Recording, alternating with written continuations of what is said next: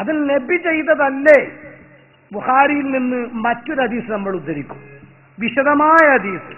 നബിയുടെ ശിഷ്യന്മാർ ഒരു രാജ്യത്തേക്ക് യാത്ര പോകും.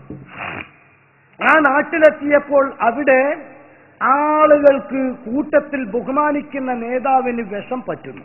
ചെറുപ്പക്കാരുമ്മമാർ ശരിക്കും മനസ്സിലാക്കണം. ഇത് ഇവരിങ്ങനെ പറഞ്ഞു ഖുറാഫാത്ത് ഷിർക്ക് എന്നും പറഞ്ഞ് ചില ആളുകൾ അങ്ങോട്ട് അടിച്ചു പറഞ്ഞപ്പോ എന്തോ ഇല്ലാതെ ഇവരൊക്കെ ഇങ്ങനെ പറയോ, കാറ്റടിക്കാതെ ഇലയലങ്ങോ, അത് എന്തോ തകരാറുണ്ടായിരിക്കാം എന്ന് മനസ്സിലാക്കി പറഞ്ഞ് ഒറിജിനൽ വിശ്വാസത്തിൽ നിന്ന് ആളുകളെ വ്യതിചലിപ്പിക്കാൻ തുടങ്ങിയിട്ടുണ്ട്. ഗീബൽസിന്റെ തത്വം ഉണ്ടല്ലോ, ഒരു കളവ് 1000 പ്രാവശ്യം ആവർത്തിച്ചു പറഞ്ഞാൽ അത് സത്യമായി മാറുമെന്ന്. ഈ തത്വപ്രകാരം സ്വാഭാവികമായി ഞങ്ങളൊക്കെ നാട്ടിൽ പെണ്ണുങ്ങൾ എടുക്കുന്ന ഇക്കുമത്ത. ഈ കുട്ടികൾ, ചെറിയ മക്കൾ ഭക്ഷണം കഴിക്കൂല, മടിക്കും. അപ്പൊ ചെറിയ മക്കൾ ഭക്ഷണം കഴിക്കാൻ വേണ്ടി ഈ പെണ്ണുങ്ങൾ എടുക്കുന്ന ഇക്കുമത്തുണ്ട്. എന്താ അറിയോ, വായിൽ പതുക്കെ അങ്ങനെ മോനെ കൊണ്ടുപോയിട്ട് വരും, മോനെ പോത്താണ്ടി വരുന്നുണ്ട്, വേഗം കഴിച്ചടാ, അപ്പം പേടിച്ചിട്ട് മോൻ വായ കൊടുന്നു കൊടുക്കും. അങ്ങനെ ഒരു സാധനം അള്ളാന്റെ ഭൂമിയിലുണ്ടോ? പോത്താമ്പി എന്ന സാധനം. പക്ഷെ അത് ഈ ഉമ്മയെ ആ ഉമ്മയുടെ ഉമ്മ പേടിപ്പിച്ചതാ. അതങ്ങനെ ഉമ്മയും പേടിപ്പിക്കുന്നു. ഇപ്പൊ നമ്മളെ ഭാര്യ നമ്മളെ കുഞ്ഞിനെ പേടിപ്പിച്ചുകൊണ്ടിരിക്കുക. ആ കുഞ്ഞുമ്മയാകുമ്പോ അടുത്ത കുഞ്ഞിനെ പേടിപ്പിക്കും. അതങ്ങനെ ദൂരം തുറന്നു പോവാൻ. ഇതുപോലെ മക്കബറി പോയി ശിർക്കാണ് പോൽ. ശിർക്കാ മരിച്ച ഉമ്മാക്ക് വേണ്ടിയിട്ട് എന്തെങ്കിലും ഭക്ഷണം പായസം ഉണ്ടാക്കി കൊടുത്താൽ അനാചാരമാണ് പോലും. അനാചാര, എന്റെ മരിച്ചുപോയ ഉമ്മാക്ക് വേണ്ടി ഒരു തേങ്ങ പോലും ഞാൻ കൊടുക്കൂല.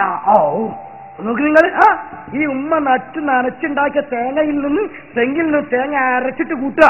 എന്നിട്ട് ആ തേങ്ങയുടെ ഒരൊറ്റ ഭാഗം പോലും സ്വതക്ക കൊടുക്കൂല, ഗുരുത്വമില്ല. അതേപോലെ തന്നെ പിശുക്കന്മാരായ ആളുകൾ. എന്നിട്ട് അതിന് ശിർക്ക്, അനാചാരം പേര് പറയാ. മൗലവിമാരും തന്നെ വീട്ടിൽ കയറിയിട്ട് ഭക്ഷണം കഴിച്ചു പോന്നാൽ പ്രാർത്ഥിക്കുകയോ അനാചാരമാണ്. അപ്പൊ പല്ല് കുത്തിയിട്ട് ധൈര്യമായിട്ട് ഇങ്ങോട്ട് ഇറങ്ങാം, ഒന്ന് വേർക്കും കൂടിയും വേണ്ട. നന്ദി കേടും പര്യായം ഒഴിക്കോ, ഇതിന് പേര് അനാചാരം. നോക്കിയില്ലേ നിങ്ങൾ? ഇതുപോലെ പറഞ്ഞപ്പോ സ്വഹാബാ കിറാമ് ആ നാട്ടിലെത്തിയപ്പോൾ ആളുകൾക്ക് കൂട്ടത്തിൽ ഒരാളെ പാമ്പ് കടിച്ചു. ബുഖാരിയാണ്, ഖുർആൻ കഴിഞ്ഞാൽ പ്രബല തെളിവാണ്. അപ്പൊ മൗലവിന്റെ പ്രസംഗങ്ങൾ കേട്ടു, ഒറ്റൊന്നും ഒരു ലൈഫില്ലാന്നാണ്. അപ്പൊ ഇനി ബുഖാരിയിൽ ഉണ്ട് എന്ന് പറഞ്ഞാൽ ഇതാ കാലത്ത് ഹദാമി ഇപ്പൊ ശ്രദ്ധിക്കുക, ഇന്നത് അംഗീകരിക്കുക, വേറെ മാർഗമില്ല.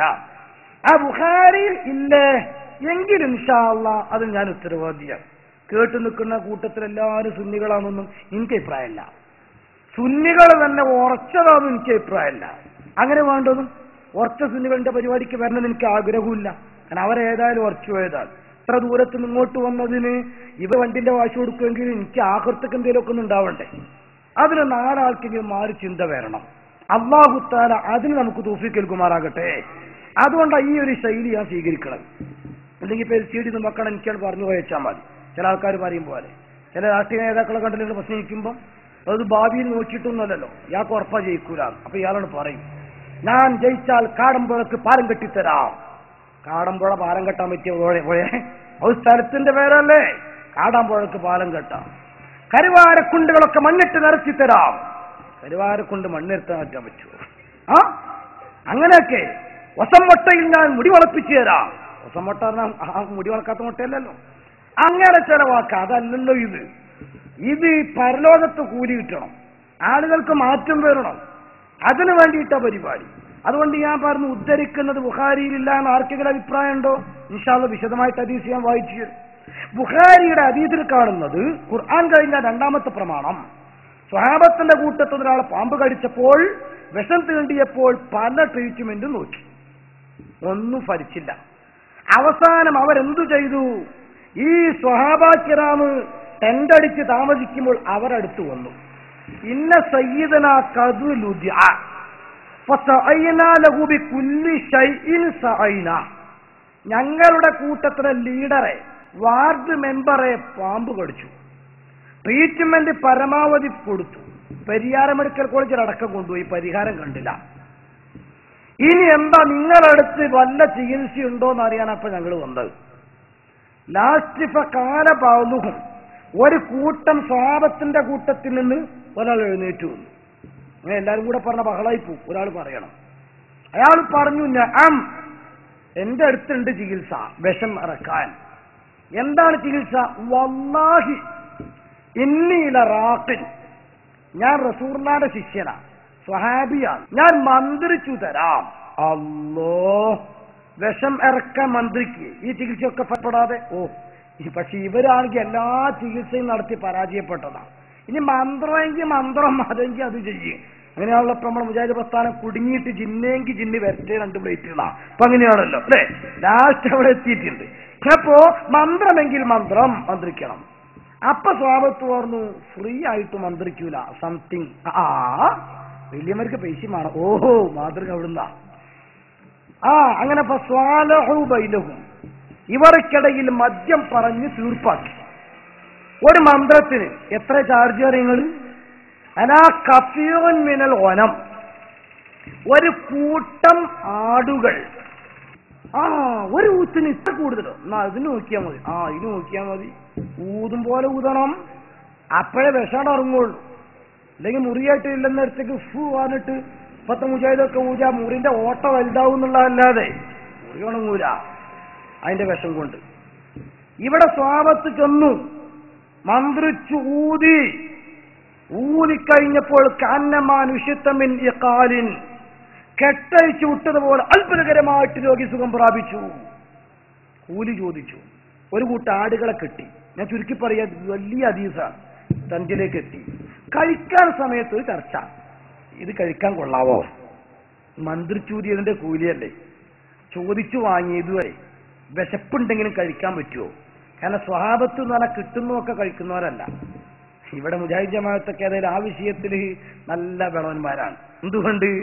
അവര് ഇൻഷാല്ലാ ക്ലിപ്പ് ഇട്ടിരുന്നുണ്ട്. മൗലവി തന്നെ പറയുന്നുണ്ട്, 6 3 നക്ക 7 നക്ക നമ്മളെ മരിച്ചിടത്തുള്ള സ്വതക്കനെ പറ്റി കളിയാക്കിയിട്ട് ചില മുജാഹിദ് ചോറൊന്നും പോയിട്ട് എന്നിട്ട് ഞാൻ മോര് തോന്നിയിട്ടില്ല കേട്ടോ, ഞാൻ ചോദിച്ചിട്ടുണ്ട്, മോര് തോന്നിയിട്ടില്ല ചോദിച്ചിട്ടുണ്ട് എന്ന് പറയുന്ന ഇൻഷാല്ലാ ക്ലിപ്പ് ഇട്ടുതരാം. അപ്പൊ നമുക്ക് അത് കൂടുതൽ ബോധ്യപ്പെടും. അതേ സമയത്ത് സ്വഹാബത്ത് അങ്ങനെയല്ല. സ്വഹാബാക്കിറാമ് പറയുന്നത് പ്രവർത്തിക്കുന്ന ആളുകളാണ്. അതുകൊണ്ട് ആ സ്വഹാബത്തിന് ചർച്ച വന്നു, ഇത് കഴിക്കാൻ പറ്റുമോ? അങ്ങനെ നബി തങ്ങൾ ജീവിച്ചിരിക്കുന്ന കാലമാണ് നബിയോട് ചോദിച്ചു, നബിയെ മന്ത്രി ചോദിയിട്ടുണ്ട്, കൂലി വാങ്ങിയിട്ടുണ്ട്, കൊള്ളാവോ? അള്ളാഹുവിന്റെ ഹബീബ് മന്ത്രം തെറ്റാണെങ്കിൽ, കൂലി തെറ്റാണെങ്കിൽ, കൂലി ചോദിച്ചു വാങ്ങൽ തെറ്റാണെങ്കിൽ, അത് കഴിക്കൽ തെറ്റാണെങ്കിൽ, ഏതെങ്കിലും ഒന്നിൽ തെറ്റിന്റെ ലാഞ്ചന ഉണ്ടെങ്കിൽ അള്ളാന്റെ റസൂൽ അത് ശിർക്കാണ് എന്ന് പറയണം. പക്ഷെ റസൂൽ അത് പറഞ്ഞില്ല. പകരം റസൂൽ ചോദിച്ചു, സ്വഹാബ വമാ യുദ്രീക അന്നഹാ റുഖിയ, ഇത് മന്ത്രിക്കാൻ പറ്റിയ സൂറത്താണ് എന്ന് നിങ്ങൾ എങ്ങനെ മനസ്സിലാക്കി? അസബുത്തും ചെയ്തത് കറക്റ്റാ. പക്ഷെ കിട്ടിയ കൂലി നിങ്ങൾ ഒറ്റക്കെടുക്കുന്നത് ഒരു മനുഷ്യത്വമല്ലല്ലോ. ഒരു കൂട്ടുകാർക്ക് ഒരുമിച്ച് പോകുമ്പോ ഒരു സാധിക്കാൻ ഓഹരി ചെയ്യലാണല്ലോ അതിന്റെ മനുഷ്യത്വം. അതുകൊണ്ട് പക്കത്തസിവു, നിങ്ങളത് വിഹിതിക്കണം. പതിനെപ്പോലെ മാഹുംബി സുഹിമിൻ, ഓരോഹരി എനിക്കും താ. കാരണം ഉസ്താദ് ഞാനാ, മുദരിസ് ഞാനാണ്, ഇതിന്റെ അസ്ലി ബേസ് ഞാനാണ്, ഓരോഹരി എനിക്കും താ. അങ്ങനെ റസൂലുള്ളാഹി തങ്ങളും കൂടെ ഓഹരി ചോദിച്ചു. അപ്പൊ ഷിർക്ക് പോയിട്ട് ഷിർക്കിന്റെ ലാഞ്ചന, എന്തോ ഒരു പാൽപ്പൊടിന്റെ പരസ്യം ഉണ്ടല്ലോ, പൊടി പോലുമില്ല കണ്ടുപിടിക്കാൻ. ഇതേപോലെ ഷിർക്കിന്റെ ലാഞ്ചന പോലുമില്ല കണ്ടുപിടിക്കാൻ. എന്താ ശരി, അതുകൊണ്ടല്ലേ മന്ത്രി ചോദിയത്. ആ പാരമ്പര്യം സ്വഹാബത്ത് ഇസ്ലാം കൊണ്ടുവന്ന കേരളത്തിൽ ബഹുമാനപ്പെട്ട ഇന്ത്യ രാജ്യത്തെ ആദ്യത്തെ പള്ളി, the first mosque of India, അതാണ് ചേരമാൻ പള്ളി. ആ ചേരമാൻ പള്ളിയിൽ നിന്ന് ബഹുമാനപ്പെട്ട സ്വഹാബാ കിറാം അവരുണ്ടാക്കിയ വിശുദ്ധ ഇസ്ലാം, ആ വിശുദ്ധ ഇസ്ലാമിലൂടെ അവർ കാണിച്ചു തന്ന മന്ത്രം, അതിന് അർഹതപ്പെട്ട മുസ്ലിം ആത്മീയ നേതാക്കന്മാർ അന്ന് മുതൽ കേരളത്തിൽ ചെയ്തു വന്നു. ഏതുവരെ? മുജാഹിദ് പ്രസ്ഥാനം കേരളത്തിൽ വരുന്നതുവരെ. കേരളത്തിൽ മുജാഹിദ് വന്നതോടുകൂടെയാണ് സത്യത്തിൽ മന്ത്രത്തിനെ തെറ്റാക്കാൻ തുടങ്ങിയത്. അത് ഇനി പറയേണ്ടത് ഖുർആൻ നോക്കിയല്ല, മുജാഹിദ് വന്നതോടുകൂടിയാണ് മന്ത്രം തെറ്റായത് എന്ന് അവരെ കൊണ്ട് പറയാം. അതങ്ങി അവർ